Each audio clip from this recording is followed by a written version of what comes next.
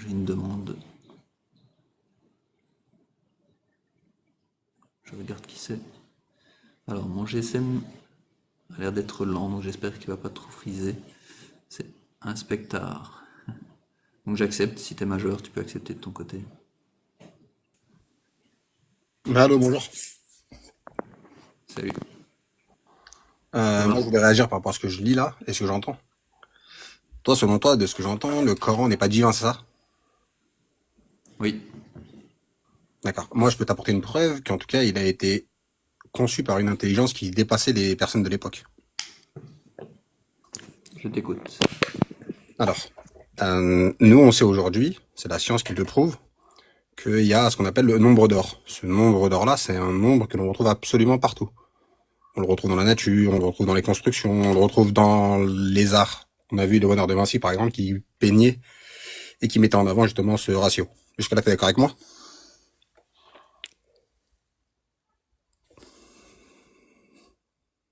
Allô? Est-ce que tu m'entends là ou pas? Ouais, enfin là, je t'entends, ouais. Ah, ok. Ça va. Bon, j'ai vraiment un problème avec mon GSM, mais j'espère que ça va tenir. Le nombre d'anges, j'en ai entendu parler, oui. Après, le fait qu'il soit dans le Non, Coran ou attends, juste bien pour l'instant, non, attends, divin, c'est autre attends vite chose, fait. mais j'en ai Juste entendu pour parler. l'instant, non, non, mais juste pour l'instant, voilà, nombre d'or, on a conscience, nous qui avons fait un petit peu d'études, en tout cas, que c'est une constante, en tout cas, quelque chose qu'on retrouve absolument partout dans l'univers. Jusqu'à là, t'es d'accord avec moi? Symbole d'harmonie, symbole de pas mal de choses.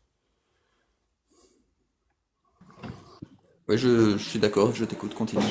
D'accord. Ce nombre-là, il vaut 1,618. Ça, c'est c'est ce que l'on trouve, etc., etc. Bref.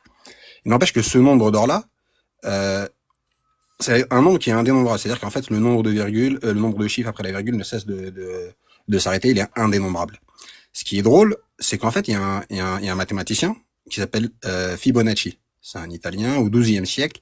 Il a mis en avant, pardon, et il a démontré à travers une formule ce qu'on appelle la suite de Fibonacci, où lorsque tu divises le n plus 1 terme sur le terme n, et ben en fait on se rend compte que plus la suite est tend vers l'infini, et plus ce rapport-là il se rapproche de 1,618. Ça a été fait au XIIe siècle ou au XIIIe siècle, vers 1200. Et lorsqu'il a mis ça en place, il a observé la nature et notamment les populations de lapins. Et il a vu qu'en se reproduisant, les lapins, en fait, ils reproduisaient quelque chose qui était en lien justement avec ce nombre d'or. Ce qui est drôle, c'est qu'aujourd'hui, avec la science, il y a quelques siècles, mais très peu, genre vers le 19e ou le 20e, avec les technologies qu'on a actuellement, on s'est rendu compte que le cycle de développement de l'abeille, pardon, et en fait, il suivait exactement la suite de Fibonacci, et donc c'était une approximation. Enfin, c'est un élément qui nous permet justement de associer les abeilles avec le nombre d'or. Là, est-ce que je peux te rater? Parce que là, je suis moins. C'est quoi le rapport entre les abeilles et le nombre d'or, du coup? En fait, t'as vu, une abeille, lorsqu'elle se reproduit, en fait, il faudrait que tu vois l'étude, mais tu sais, il y a un système diploïde, ce qui fait que ça donne naissance à un bourgeon mâle et un autre, un bourdon mâle, et une abeille qui, elle, peut pondre deux enfants. En fait, on a un système qui fait que, au rang 1, c'est-à-dire la première génération, on a un enfant, au rang d'après, on va en avoir trois, au rang d'après 5, etc., etc. C'est comme la suite de Fibonacci, où lorsque tu mets les suites les uns à la suite des autres, ça nous donne 1, 3, 5, 8, 13, etc., etc.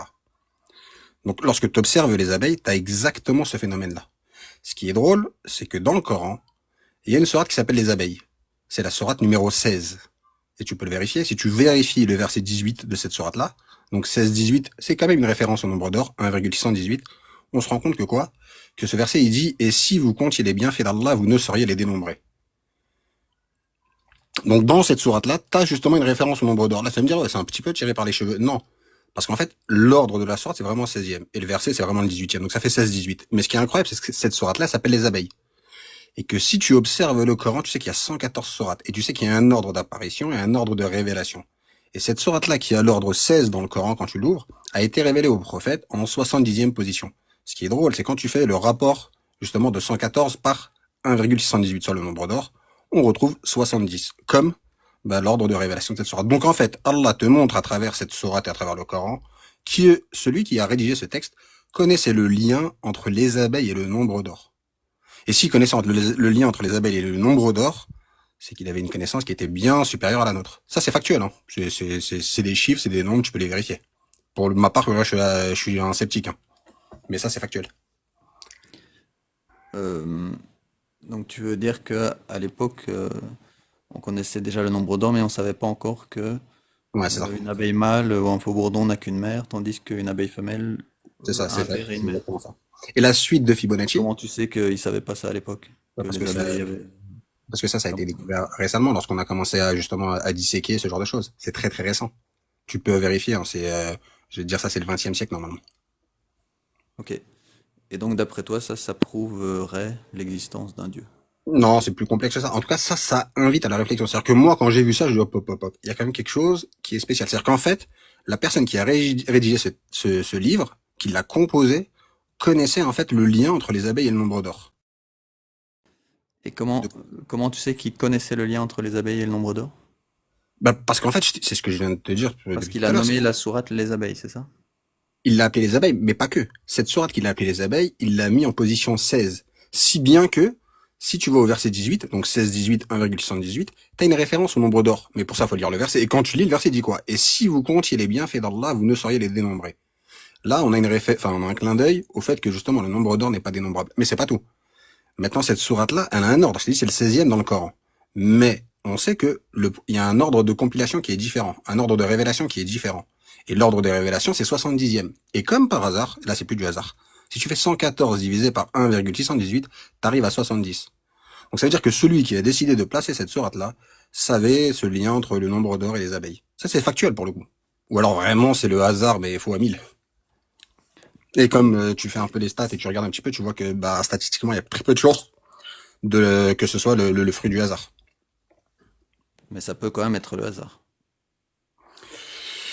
Bah, après, ouais, tout peut être le hasard, mais dans ce cas-là, on peut pas parler. Mais là, pour le coup, factuellement, et ça fait quand même beaucoup de choses, t'as une sourate, une seule, hein, qui s'appelle les abeilles. C'est la seule.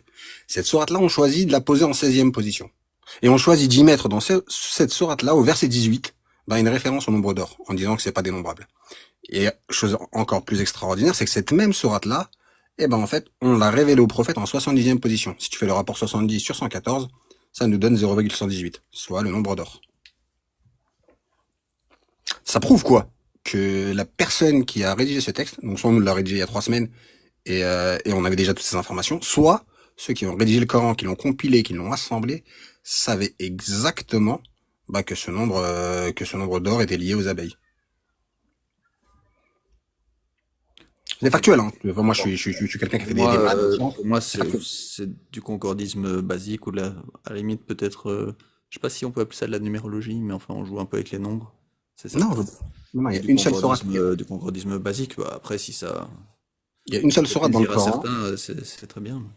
Bah, c'est ça Ça en ne fait. prouve rien, en tout Ça veut dire, cas à mes yeux. mais ça voudrait dire toi que quelles que soient les preuves qui vont être apportées, en fait, tu vas cesser de les rejeter parce que tu considères que c'est pas vrai, quoi. Bah, je fais une rapide recherche ici. Je Ouais. vois que la connaissance sur concernant les abeilles et les faux bourdons, là, Hum. ça vient d'observations d'il y a des centaines d'années déjà. Donc il n'y a pas eu besoin de technologies récentes. En fait, Bah, des si c'est descend, apiculteurs de l'époque pouvaient non, non, constater non, apparemment ça par eux-mêmes. Enfin, c'est non. ce que je lis. Après, moi, je suis pas spécialiste, hein. Enfin, Non, même s'ils pouvaient pas, de nouveau, ça me semble être bien du concordisme et jouer avec les nombres, quoi. Il y en bah, a qui aiment bien ça. non, c'est juste parce que ça, moi, tu sais, moi, je suis un sceptique et je partais du principe où ce livre, justement, il n'était pas divin, donc j'essayais de trouver justement des éléments pour.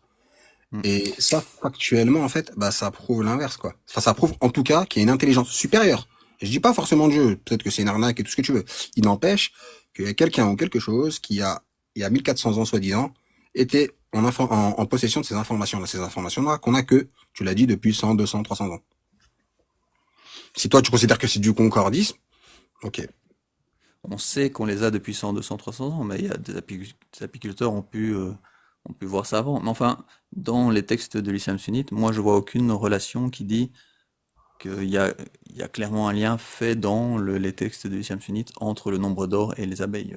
C'est juste parce qu'il y a une sourate qui s'appelle comme ça, et puis après on fait un jeu avec les chiffres, Non, mais, tu m'as expliqué, hein, voilà. ouais.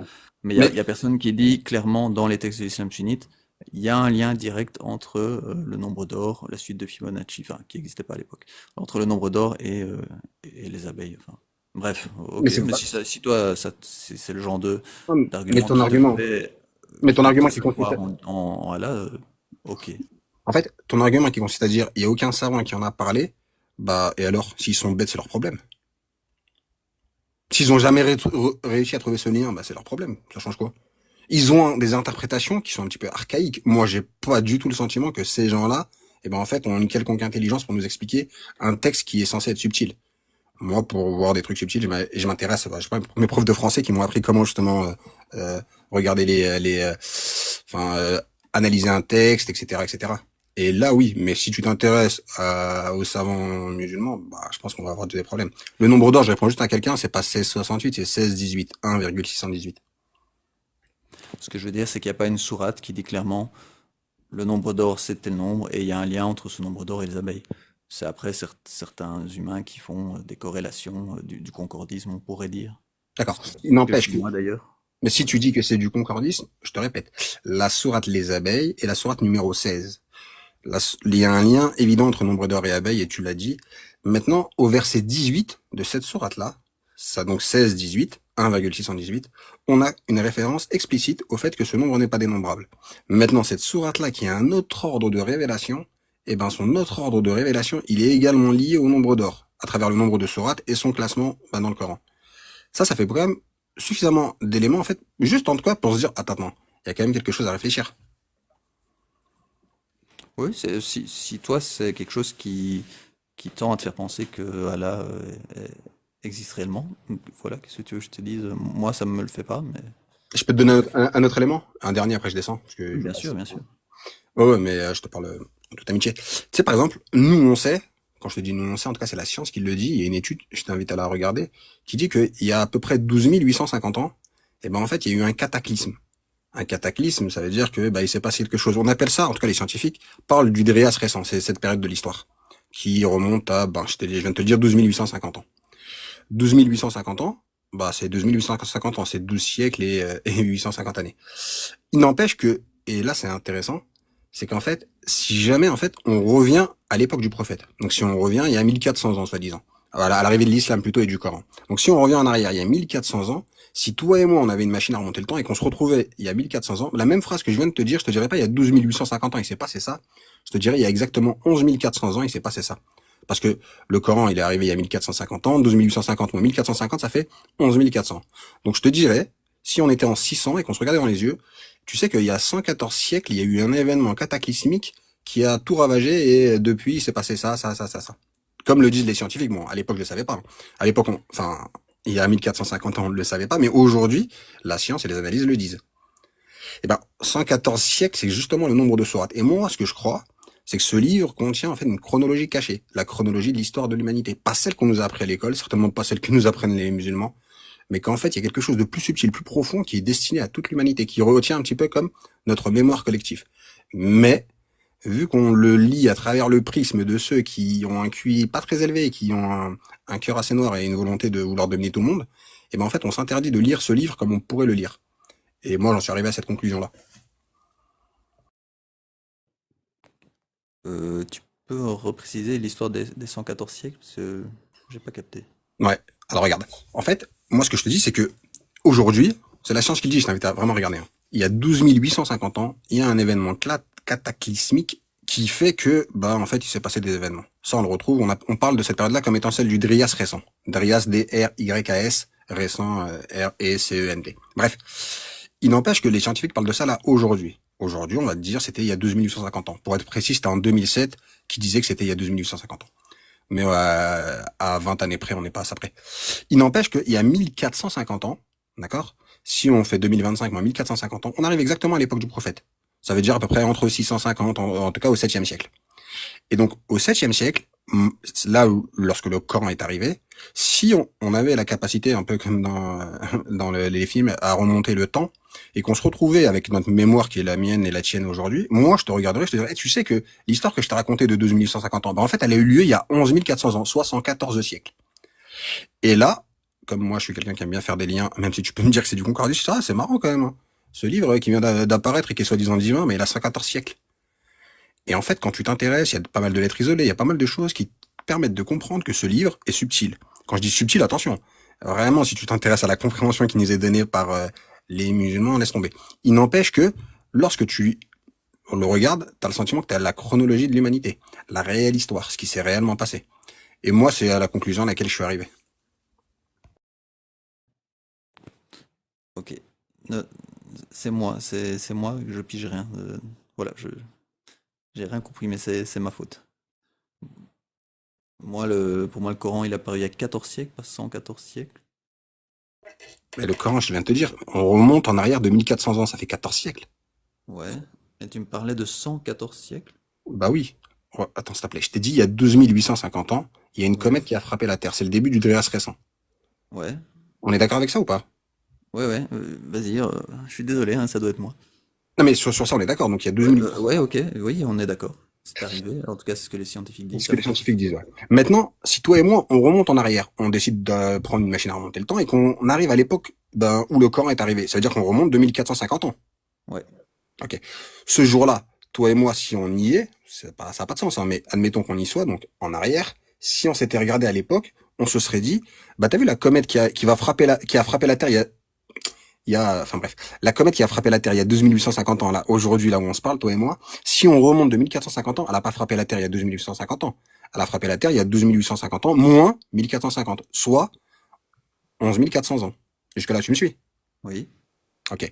Et ce qui est drôle, c'est que moi, je vais te regarder, je vais te dire, ah ben, c'est drôle, t'as vu? Le Coran, il vient d'arriver avec 114 sourates. Et comme par hasard, cette fameuse comète, elle a frappé la Terre il y a 114 siècles. Et là, ça, justement, moi, comme je suis un peu curieux, ça titille ma curiosité, je vais quand même regarder. Et en fait, moi, c'est ce que j'ai fait, j'ai étudié le texte, enfin, ou plutôt l'ordonnancement des sourates et pas mal de choses. Et je me suis rendu compte qu'effectivement, il y avait une chronologie subtile. Quelque chose qui ne nous est pas donné. Là, si tu lis tous les savants, si tu t'intéresses aux savants musulmans, tu vas rien trouver de tel. N'empêche qu'on a une chronologie qui correspond à ce qu'on a appris à l'école. Avec les différentes civilisations, avec les civilisations hindoues, etc. Bref, on a vraiment la cartographie et l'histoire de l'humanité. Une chronologie qui est subtile, une histoire qui est subtile, mais qui, pour ceux qui savent écouter, qui savent lire, bah, permet justement de comprendre quelque chose. Ok, merci, j'avais pas capté le rapport avec les 114 sourates. D'accord, ok. Merci, désolé, j'ai mis 3 fois à comprendre. Non, c'est pas grave, je l'ai peut-être mal dit. Non, non, ok, ben, ok. Je suis désolé, c'est pas le genre de truc qui fait sens chez moi, mais ok, merci pour l'info. Et qu'est-ce qui pourrait faire sens chez toi? Pour me prouver qu'il y a un dieu. Moi, en fait, qu'il y a un dieu, pour moi, c'est évident. Après, quelle forme il a, c'est le dieu de qui, etc. Qu'il y a un dieu créateur qui a tout créé, on peut même l'appeler Dame Nature. Il y a rien de compliqué, en fait, à l'imaginer, à le concevoir. Même les plus grands athées qui ont été des philosophes étaient capables d'imaginer un dieu omniscient, omnipotent, qui sait tout faire. Mais après, c'est plutôt la suite. Est-ce que ce livre-là, ben, c'est la vérité ou pas? Moi, c'est ce à quoi je me suis penché. Parce qu'il y a plein de livres qui parlent de choses, mais est-ce que ce livre-là dit la vérité? Et s'il le dit, pourquoi? Pourquoi lui et pas les autres? Oui, c'est ça. Pourquoi est-ce que une religion serait plus valable que n'importe quelle autre religion ou que n'importe quelle autre croyance? Ouais, et puis pourquoi? Enfin, je sais pas, toi, par exemple, si t'es né dans un univers athée, bah t'as rien demandé à personne, c'est pas de ta faute si t'es pas croyant, ben t'es condamné à l'enfer. T'es condamné à. Ben, ça, tu vois, ça pose problème. Ça, en tout cas, ça vient en contradiction avec le fait que Dieu est juste. Soit Dieu est juste, et auquel cas, bah, le mec qui est né au fin fond de l'Amazonie, qui a jamais eu accès à un livre, bah, normalement, il peut pas aller en enfer, sauf s'il y a quelque chose d'injuste. Et en fait, quand tu creuses un petit peu, en tout cas, moi, c'est ce que j'ai fait, en tout cas, le sentiment d'avoir fait, bah, t'as le sentiment que c'est un peu comme si, bah, toute l'humanité, celle que l'on a actuellement, bah, c'était un peu comme un puzzle. Il y avait pas mal de communautés, mais que chacune détenait un bout de vérité. Et là, il y a quelque chose de juste. C'est-à-dire qu'en fait, ben, personne n'a une vérité absolue, mais en fait, mis bout à bout, on arrive à quelque chose de cohérent, de commun. Et qui permet, en tout cas, moi, quand j'ai lu le Coran, je me suis rendu compte que tout ce qu'on avait appris jusqu'à présent était complètement faux.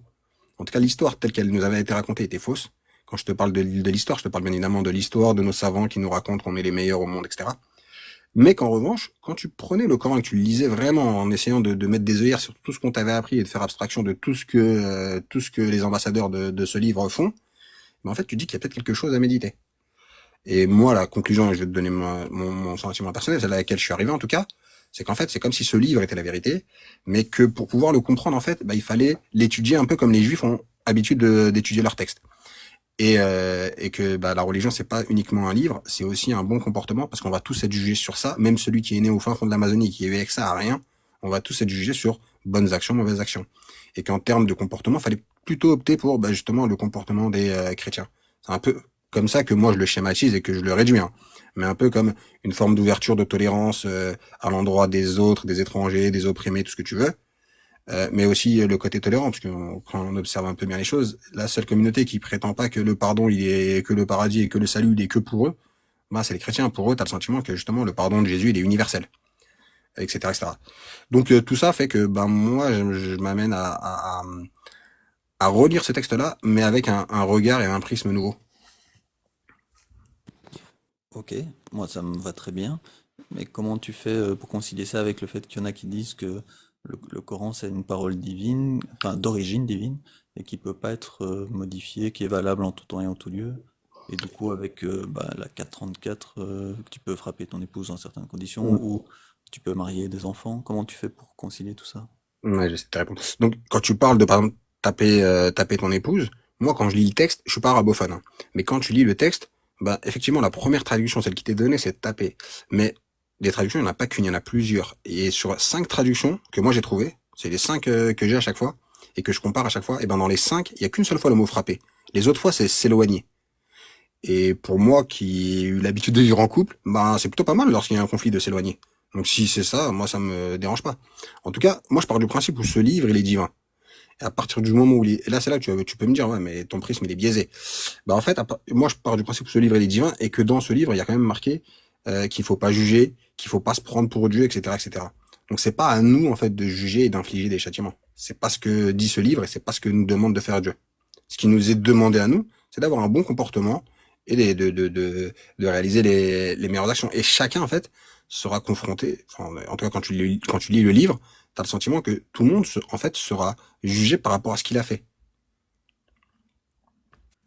Ok, donc toi, t'as fait une interprétation plutôt personnelle qui Ouais. est, qui est, si je me trompe pas, compatible avec les principes démocratiques en France en 2025, par exemple. Bah, à partir du principe où moi, on me laisse prier, ben, il y a aucune raison d'être en conflit avec tel ou tel État. Moi, j'ai le sentiment que ceux qui respectent le plus les lois de Dieu, bah, sont peut-être les athées.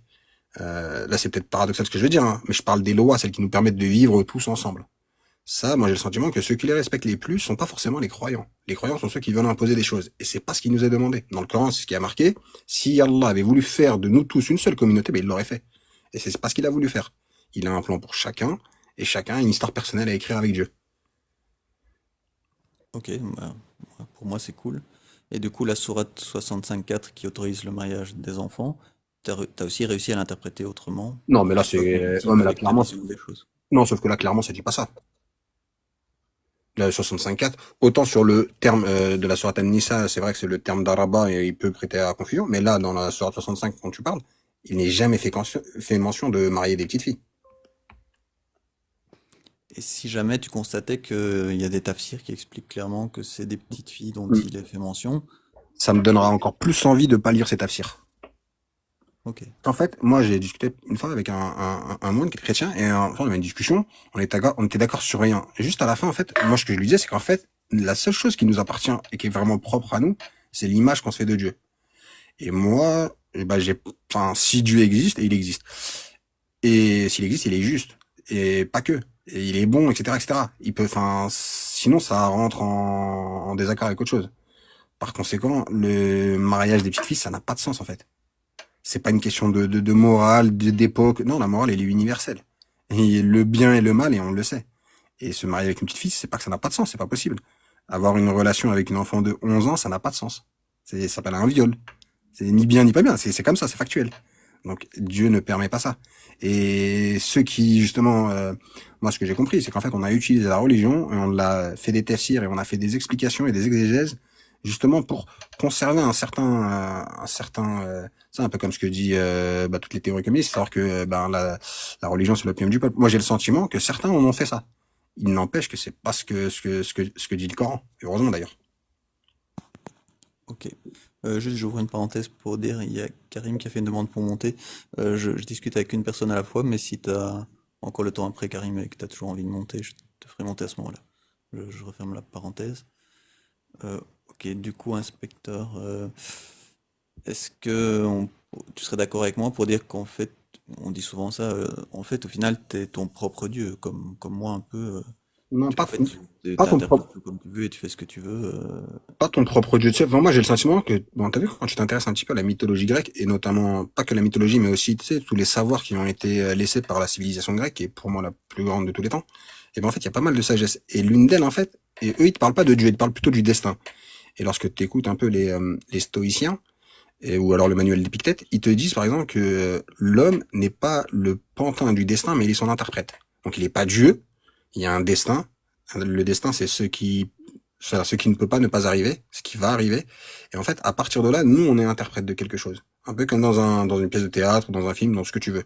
Moi, c'est comme ça que je vois les choses. C'est-à-dire qu'on a le libre arbitre, et heureusement d'ailleurs, mais on est nos propres responsables de nos actes, bons ou mauvais.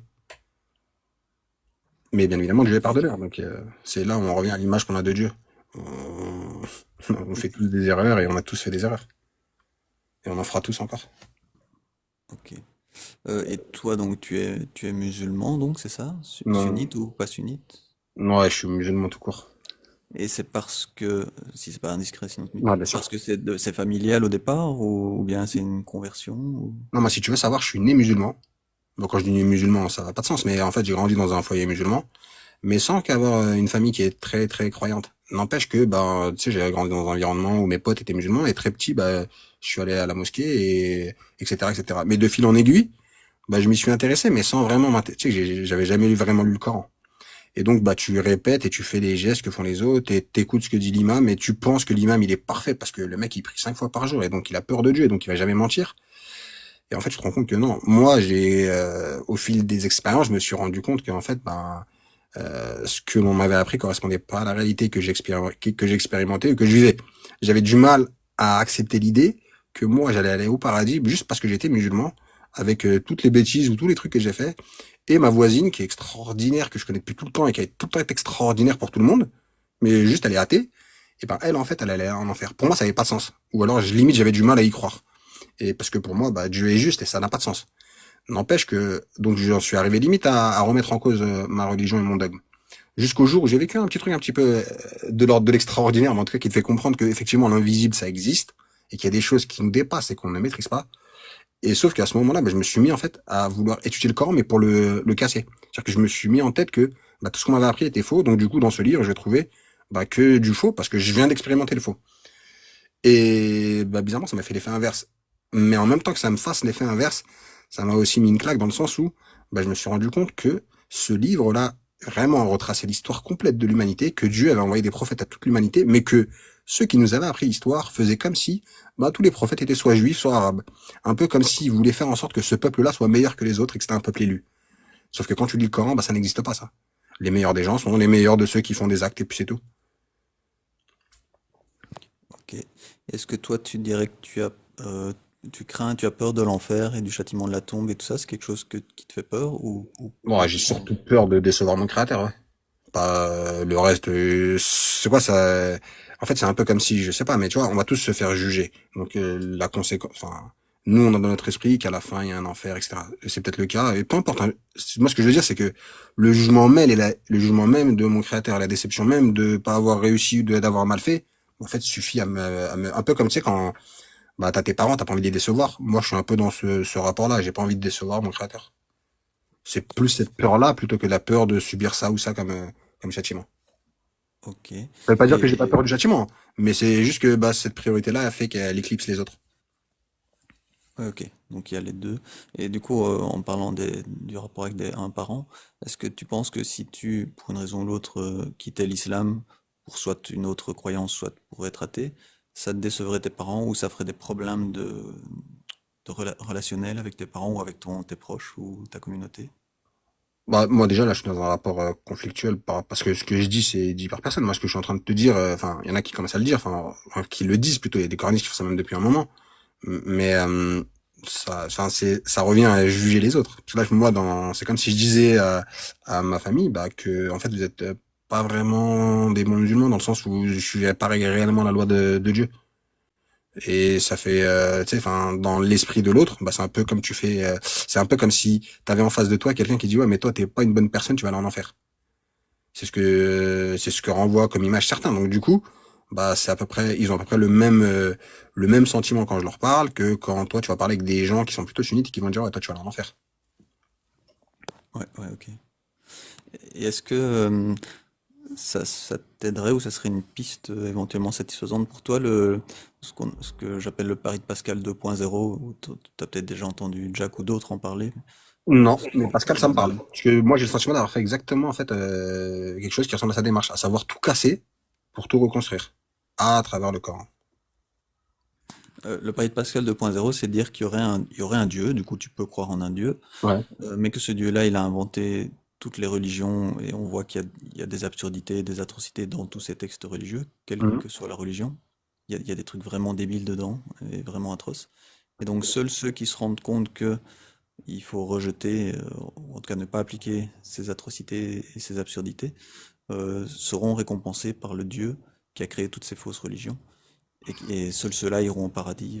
Voilà. Du coup, c'est une possibilité de toujours croire en un Dieu et Une de possibilité, pouvoir mais se c'est distraire la, de textes problématiques, quoi. C'est une petite piste ouais, qui est c'est une, parfois intéressante pour certains croyants qui veulent se débarrasser de leurs croyances, mais sans vraiment y arriver facilement. ouais, c'est une piste, mais tu sais, on en revient à ce que je te disais tout à l'heure au début, à savoir que, bah, en fait, ce qui nous reste à nous, mais qui nous est vraiment propre, c'est l'image qu'on se fait de notre créateur. Et par conséquent, penser ainsi revient à avoir l'idée que bah, notre créateur, en fait, il est pas capable de faire quelque chose et qu'il est même capable de... Enfin, en fait, c'est un peu pervers et un petit peu bizarre. Alors, ceux qui réussissent à aller dans ce terrain-là vont dire non, justement, c'est parce qu'on est trop intelligent et qu'on a réussi justement à comprendre Dieu. Peut-être que c'est vrai, peut-être que c'est pas le cas.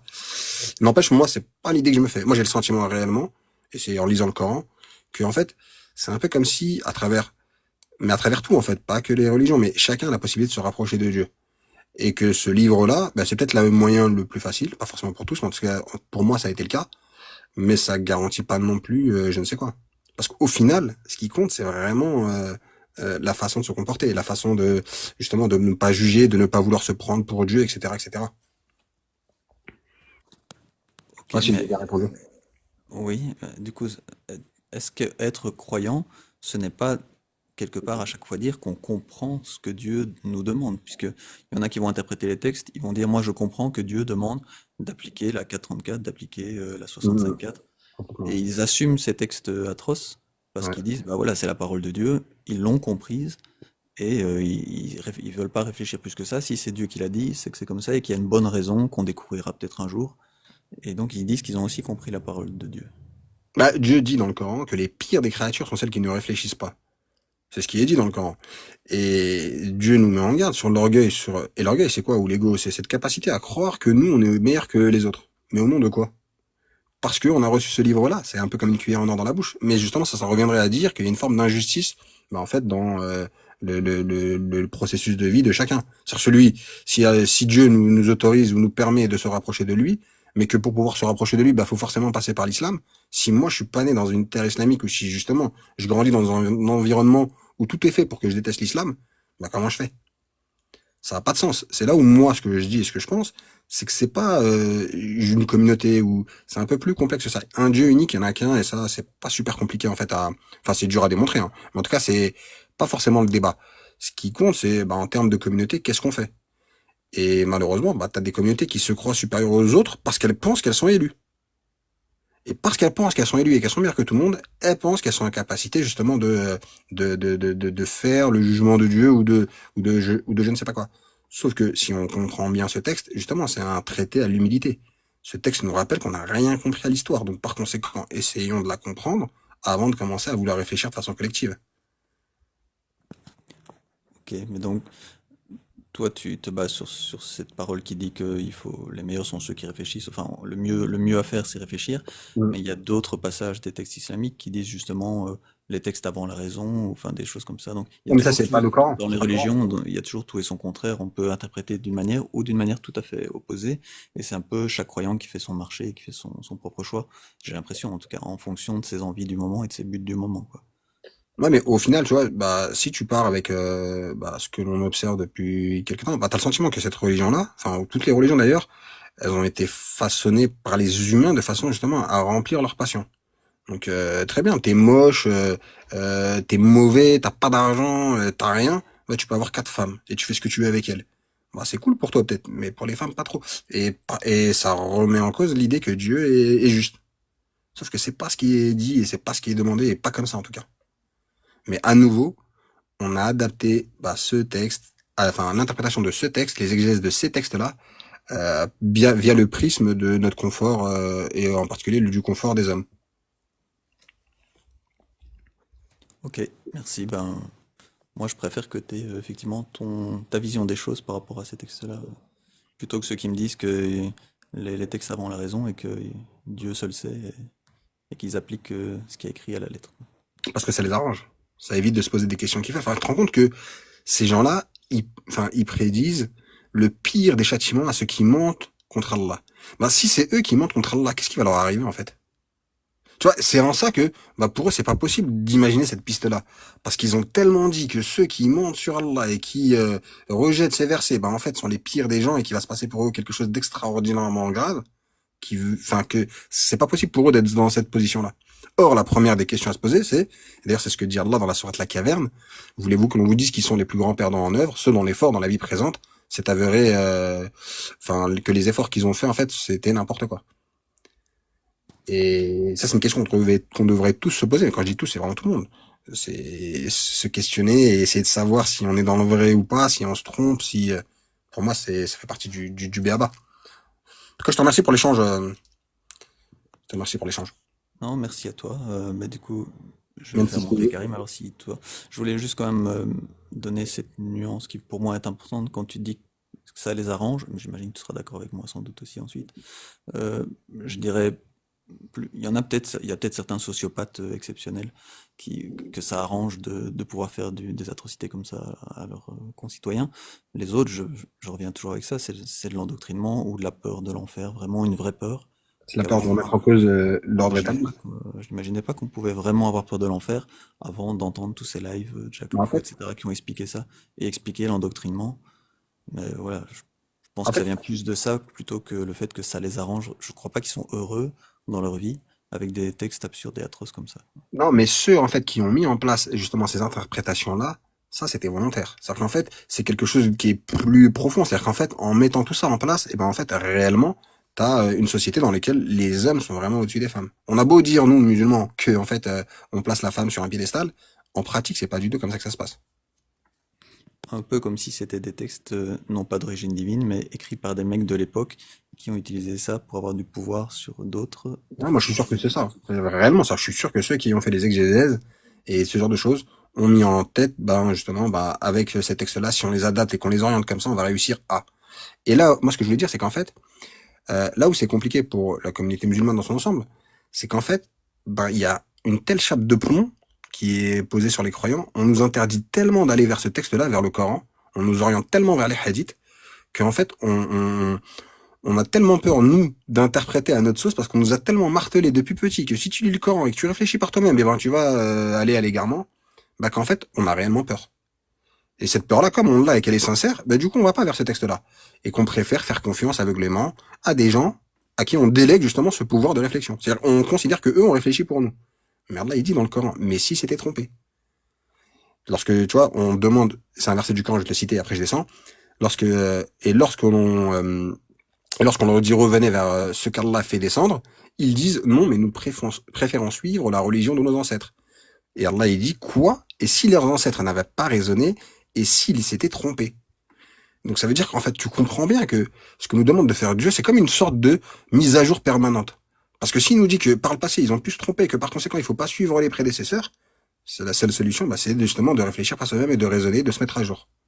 Et ça, malheureusement, je pense que le plan du diable, il est bien ficelé et que nos imams jouent la partition du diable, à savoir nous interdisent à nous de réfléchir par nous-mêmes. C'est drôle et triste en même temps.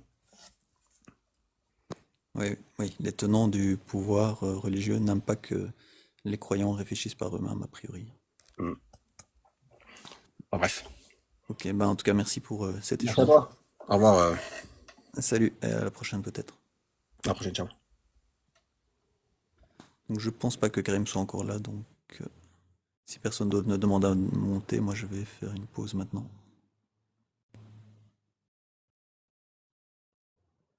Je vais vérifier. Donc si dans Dans 1 minute 30 secondes, il n'y a pas de demande. J'arrêterai le live pour le moment et je rouvrirai peut-être plus tard aujourd'hui ou dans les prochains jours. Comme d'hab, je ne sais jamais quand. Donc, inspecteur, je te suis aussi, merci. Voilà, pas de demande. Donc, comme d'hab, merci à tous ceux qui étaient dans les commentaires. Et à une prochaine fois peut-être.